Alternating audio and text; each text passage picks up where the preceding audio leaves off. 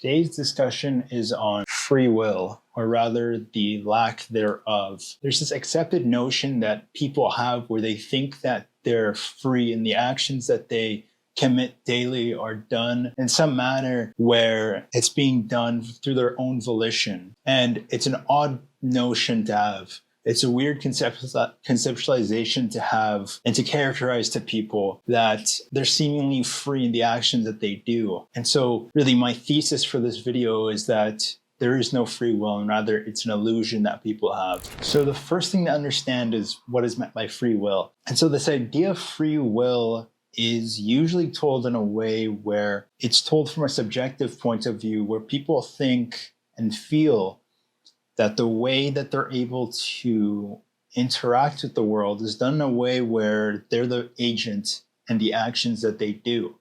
They feel like there is a person that's moving this piece of flesh around, that there is a captain moving the ship around, and that they're there to experience it and to also do the actions that they're doing. And really, it's a faulty conception that people have of themselves. And there's really a few ways of dissecting this and really finding out that this is an illusion that people have of themselves. And there's really two ways of looking at this. One is from a scientific point of view, and the second is from a subjective point of view. The first is going to be from the scientific point of view. Now, there's really one famous study that was conducted during the early 20th century, and it's been studied to death afterwards. And it's a study that focuses on seeing how the brain is connected with how people perceive the choices they make. And so in the study, the questioners will ask the people being studied, they'll ask them a series of questions such as to pick between blue or red. And they'll ask them to tell the questioners at what point did they mentally decide that they chose which color. And they'll tell them that they decided now that they picked red, for instance. Questioners and scientists will find that when they consciously said that they chose the color in that moment, it was found that a few seconds beforehand, the brain had already processed and had sent out the signal of what the answer was going to be.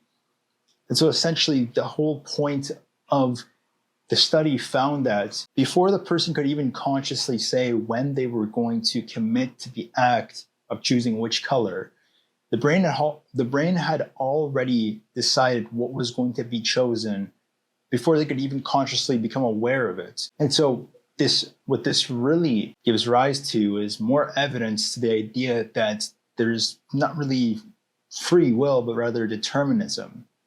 And that there's pre-deciding factors that come into play that shape the choices that we make. And so the choices that we're making aren't made because of our own free will, but rather they're being made because of a plethora of prior reasons that allowed for us to make the choice that we did. And the second account to become aware of is from a subjective point of view. And so from a subjective point of view, as previously mentioned, people feel that they're free and the things that they do daily are because of their own volition and that they're free. But if you just become a little bit introspective and just meditate on the idea of the I, or the feeling of the thing that is supposedly free, you'll find that there is no such thing as an I, and that eventually you won't even have such a feeling of free will anymore. You'll just become aware of the processes that are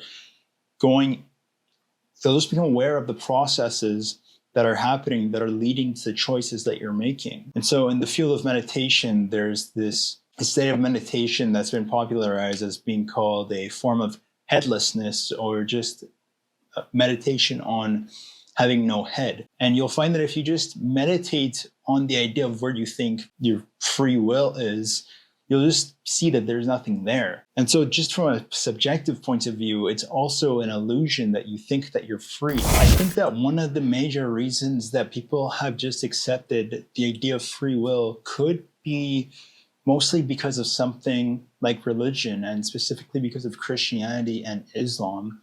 And the reason for this could be that because throughout most of religion's life, people have argued that if there is an all-powerful being that created the universe, then he must also be powerful enough to know future and the past, and he must be powerful enough to know the decisions, the life that his creatures are going to lead. And so this has led to certain forms of thought, such as Calvinism, which does accept the idea that everything is preordained by God and everything is totally fatalistic, where God has already foretold what is going to happen in the future. And so there's nothing really to worry about in the end. But for the majority of people, they have successfully argued that this isn't the case, that God has bestowed free will unto his people. And so the actions that they commit are of their own volition, which is another reason that has led to other arguments being made for why such a powerful God would allow something like Hitler or Stalin to exist,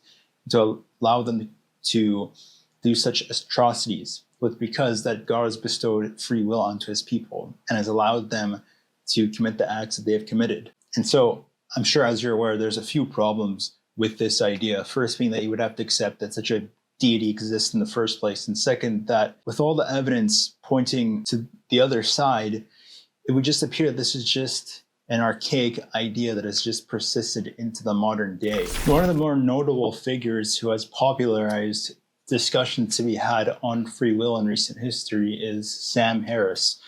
Sam Harris being a philosopher and neuroscientist who has written on the topic of free will in book format and who has also conducted studies at UCLA, where he received his PhD in neuroscience, on the study of linking the brain and people's conception of the I in terms of free will. I've argued that there's no such thing as free will. So what is there? Well, there's luck, both good and bad, as well as what we make of it. Actually, that's not quite true. What you make of your luck is also just more luck. Once again, you didn't pick your parents. You didn't pick the society into which you were born. There's not a cell in your body or brain that you created. Nor is there a single influence coming from the outside world that you brought into being. And yet, everything you think and do arises from this ocean of prior causes. So, what you do with your luck, and the tools with which you do it, even down to the level of the effort and discipline you manage to summon in each moment, is more in the way of luck. Now, most people resist this idea, seemingly at any intellectual cost, for reasons that I can't understand. Because this single insight is the antidote to arrogance and hatred. People think that there's something that's being taken away if we tell ourselves that there is no free will. Now, there's people that'll think that if we say that there is no free will, they'll think that the idea behind saying that there is no free will is to say that the world is more aligned with something like determinism, where everything that is happening is happening because of pre-existing factors that have led up to that moment happening. In other words, we live in a cause and effect universe wherein the things that are happening because of prior factors. And so for some people, they'll take this to think that we live in a fatalistic universe where nothing can change, that everything is already preordained to happen the way that it's going to happen. And so essentially you can sit back and just watch the show. But we don't live in a fatalistic universe. The world around us is determined in a way where we can still, in a sense, change the pre-existing factors that are going to lead us to live life in a specific way. But it's not because of anything to do with our own volition. It's just because of whatever the case may be, due to nurture, due to nature, due to our biology. There's certain things that are going to lead us to live life in a certain way, but it's not because of our own free will. And so if there's anything to be taken away from this video today, is that people's conception of the I or the ego or of free will is a faulty conception. It's based on a sense that the things that are happening around us and the actions that we commit are because of some set of circumstances that are set up in place just for us to be able to act freely. Well, this is not the case, and this is really just a foolish mistake to make. We don't live in such a universe. The universe that we do live in is a universe of cause and effect, where everything that is happening because of reasons prior to them. Let me know what you guys think of the discussion of free will, and if you think we have it, or if you don't think we have it, and what your thoughts are on it. I'll see you all in the next one.